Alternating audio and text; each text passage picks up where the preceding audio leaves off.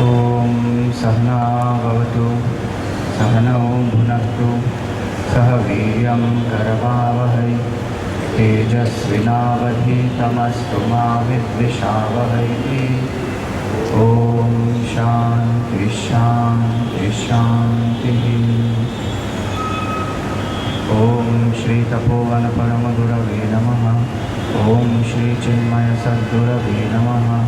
ॐ श्री गुरुभ्यो नमः। ॐ समस्तजनकल्याणे निरतं करुणामयं नमामि चिन्मयं देवं सद्गुरुं ब्रह्मविद्वरम्। वसुदेवसुतं देवं कंसचाणूरमर्दनं देवकी परमानन्दं कृष्णं वन्दे जगद्गुरुम्। Hari Om, salutations to all. So in this third chapter we saw that the Lord tells us that there is no choice in whether to act or not, but the choice is in how to act. And in how to act, the Lord said, do your duties, first principle of Karma Yoga. Do them cheerfully, promptly, efficiently. Second, do that by as a dedication to the Lord or any higher altar. Third, Paramapnoti Purushaha. So Tasmat, hence or therefore. This is the secret of detached engagement. How to engage in karma with detachment. People think detachment means leave everything and go away. No, detached engagement. That is the word which is used in the corporate world nowadays. Detached engagement. Meaning be detached from the anxiety and yet engage in the work. So detached engagement means what? Tasmad asaktam. Hence, with detached engagement, satatam, at all times, karyam karma. You do your work.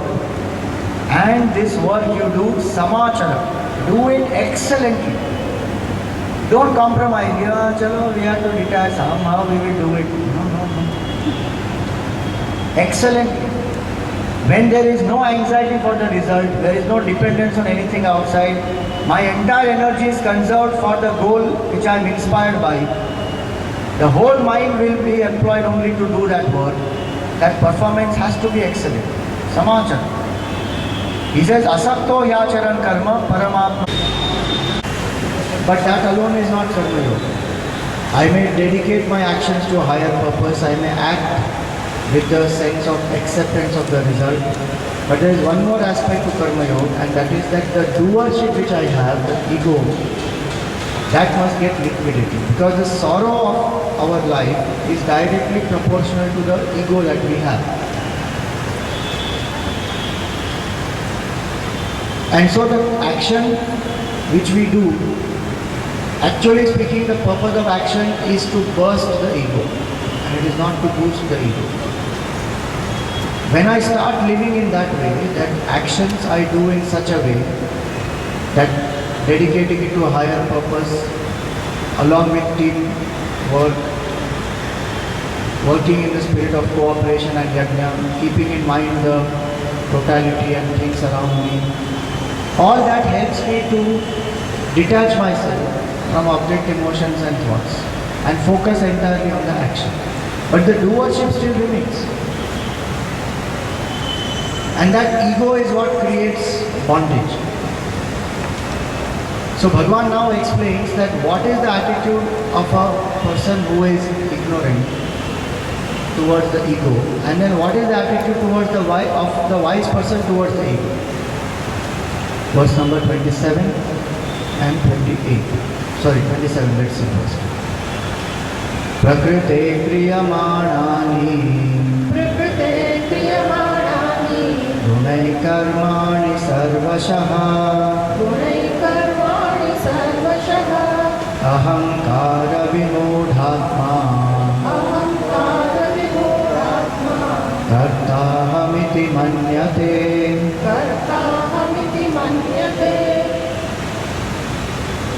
So first let us see how the ego is formed. See, in Vedanta, ego is not a bad word.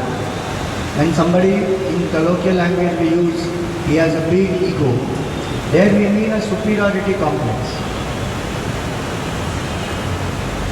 But in Vedanta, ego means false identification. That is ego. Not knowing who I am, that my nature is happiness and completeness. When I identify falsely with the equipment, that false identification produces the ego. And that sense of ego is actually a functional identity, but we make it our psychological self-identity. That is the problem. How is this ego formed? It is very beautifully explained in Vedanta.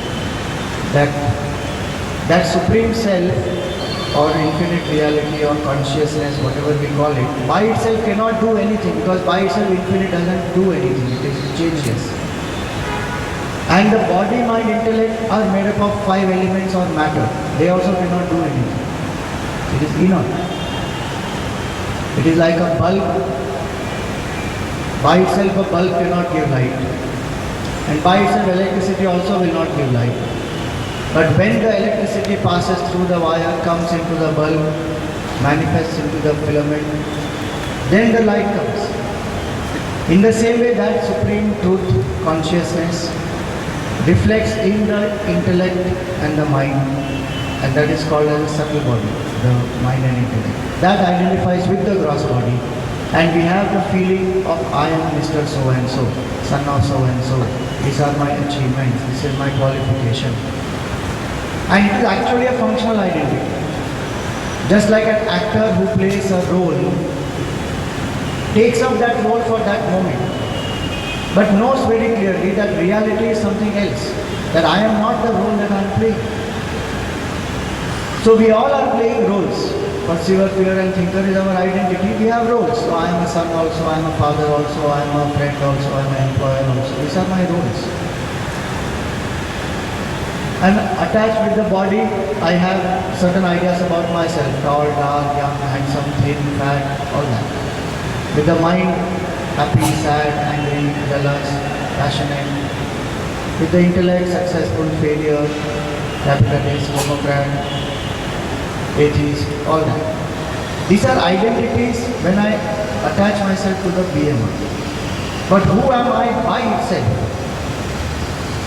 In absence of my association with this, I don't know who am I. So we have forgotten the true nature of ours. When that supreme happiness or peace reflects with the BMI, that creates the sense of identity, which I should know is a role. But today I have forgotten that it is a role, and I think that is me. And once I identify with that completely, I feel I am doing everything, I am going through everything. Actually it is the body, mind, intellect going through everything. I am something else. That space I have not created. I have not been aware of that space. So my whole identity is derived from this BMI. So if body is thin, I think I am thin. If body is fat, I think I am fat. If the mind is happy, I feel I am happy. Mind is angry, I feel I am angry. So I have to understand that that is a condition of the equipment. Like how if anything happens to my cell phone, doesn't happen to me. It's just a phone and an equipment I am using to communicate. In the same way, I have a BMI. So once I understand that very clearly, the ignorant one is the one who doesn't know that. So the ignorant one thinks that I am this, and whatever happens to this happens to me, and is oblivious or ignorant of that absolute reality, which is changeless, which is unaffected. Nothing happens to that. Like nothing happens to the actor who is playing the role. Whatever happens, happens to the role. Better example is nothing happens to the baker who is sleeping on the bed, has gone to sleep and is dreaming now. And the whole dream world is created and everything happens in the dream world. The dreamer is going through whatever is happening. The waker is lying unaffected completely. So that space one has to create. And when I don't know that there is a reality which is empowering this BMI, because of which they are functioning, then I feel I am doing all this. So body acts, mind feels, intellect thinks, but I think I am acting, I am feeling, I am thinking. And so I own up. That is called the sense of doership, which is the ego. And the higher is the sense of doership and the ego, greater is my sorrow and suffering. That's why in Vedanta it is said that ego is false identification. And somebody gave a nice acronym of ego. Ego means what? Edging God out. That is called ego. So I have forgotten that my nature is that infinite truth. And I identify with one little equipment. Like the wave forgets that its essential nature is water, and it is full, infinite, everywhere. I identify with one form of the wave. That wave thinks I am a small wave and that is a big wave, and I am doing so much but I still remain small. That wave is not doing anything and it has become so big and this is very unfair, and all kinds of sorrow and suffering. Only because the identification is with its form. If it knows itself as water, essentially, there is no limitation in that wave. It alone is pervading the whole ocean. That understanding is what the wise man has. So here it is said, Prakrite kriyamanani gunai karmani sarvasham. That people do, the action which are done, the ignorant man thinks that I am doing it, but actually it is the Prakriti or the nature, means the body, mind, intellect, prompted by the vasana, which is acting, it's functioning. According to its guna and according to the karma, the BMI functions. Ahankara vimudhatma kartahamiti manyate. A person who is falsely arrogating the sense of doership, that I am this, feels that I am the doer. I have to enjoy. Without me, this will not happen. All those egoistic notions come. That my opinion was not considered. I gave an idea in the meeting and they did not accept my idea, so I will not give any more one idea. Egoism. A lot of problems, especially at the top level, whether in a country or in a company or in a family, are not real problems. They are all problems of the ego. You have to please somebody. So people say, no, we don't believe in yajnas and propitiating devtas, but they are doing propitiation only of the devtas. In one CEO, one company, you go and you propitiate them. Hey, bhaiya, hey, devta, you do this, then my tender will pass. You have to propitiate. Same thing or anything. Ego. What is in the interest of the country or the company is forgotten. The same person who had proposed one idea when that person was in power, if the other person takes it up, this fellow will start opposing. Keeps happening all over the country, in companies, everywhere, in families. Why? Because now it is not my idea, it is that person doing, I must oppose. Ego. So ahankara vimudhatma kartahamiti manyate. Now our Gurudev used to give a very nice definition of this ego, how the ego is created. Typical of his time. He would say that the unholy wedlock of the spirit and the matter gives birth to the monster child of ego and its siblings. And when these two come together, then that ego gets created. That sense of that which is infinite doesn't do anything, and that which is inert cannot feel or express anything. But when both these come together, they as though take up each other's qualities. In Vedanta, the example is given of the fire and the iron ball. So fire by itself is without any shape, and it is hot, it is bright. And iron ball is round, it is dark, it is heavy. But for a long time when the iron ball is kept in fire, it will look as though fire has taken the shape, round shape. Iron ball which was dull has become bright. That is called mutual superimposition. Same way, this by itself is inert. And that supreme by itself doesn't do anything. But when these two come together, then the ego is formed. And just like in that example of iron ball and fire, fire and iron ball are different even at that moment. They are not taken up each other's qualities. It is only superimposition. In the same way, even when this sense of identity appears so strong, actually it is a myth. So the purpose of understanding Vedanta is not technicality. If I have understood this theory of reflection and how this ego is created, the purpose of understanding this is to know that this sense of ego is a myth. It is not real. To act in the spirit of non-doership. In simpler ways, the spirit of non-doership one experiences when one gets absorbed in the goal. So somebody who forgets themselves totally and become one with the goal which they have, one with the work they are doing. Temporarily this sense of ego is not there. They feel so good.